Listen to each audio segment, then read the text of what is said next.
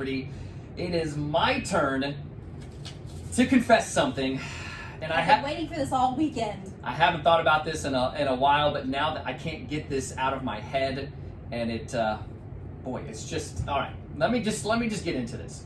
When I was younger, probably middle school age, 6th, 7th, 8th grade, right? Mm-hmm. Terrible years, by the way. Right? Oh. Just horrible. There were several years there where I would go to like a church camp once a year for a week. I think it was called, what was it called? I can't think of it now. Doesn't matter. This one time at church camp. Exactly.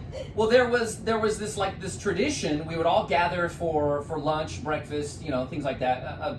The meal in the cafeteria, and in the morning time, I guess, or maybe it was the afternoon, they would announce your name if you got mail, like you got a letter from home or something. Oh. And so if you were one of the folks that got mail, sometimes you would be chosen, and you would have to tell a joke on the PA in front of everybody in order to get your mail. Hey, Bobby, you got a letter from home.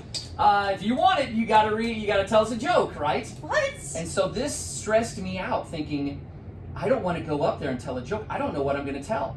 I just don't want my letter. It's fine. Right? Just keep it. Well, lo and behold, one year, my name got called, and I had to go tell a joke. And the only things that I could think of, they weren't even really like jokes like, hey, knock, knock, who's there? Or what do you call it? Whatever. It was more of like these word plays that you might be familiar with some of these, like, hey, did you ever read the book Rusty Bed Springs by I.P. Knightley? That's the joke. I.P. Knightley. Oh my gosh! Oh, good Lord. Okay. Like, who has springs in their bed still? It's a joke. Right. It's a joke, right? Right, I overthought Or Yellow Bed Sheets by I.P. Knightley. Whatever. Okay. So all I could think of is one of those. Now I feel like that's a company. I.P. Knightley. It's not. It's like an author's name. Okay. I.P. Knightley. Right, okay. Like, all right. Anyway, that's all I could think of. And so I told a really inappropriate one of those as my joke at church camp on a microphone in front of everybody. And I can only imagine, I can't remember it maybe because I blocked it out, but I can only imagine that everybody's reaction was just like stunned silence. Do you want me to tell you the one I told? Yes, please. Okay. It's inappropriate for church camp. And I think the one I used was, hey, have you ever read the book Sliding Down a Flagpole Naked by Peter Burns? Oh my gosh, that's awful. I know! That's all I could think of, though. Well, I hope you confessed it back then, too. I did, because I said it to the whole room. Oh my gosh. I don't know if they asked me to leave church camp right after that. I think I finished out the week.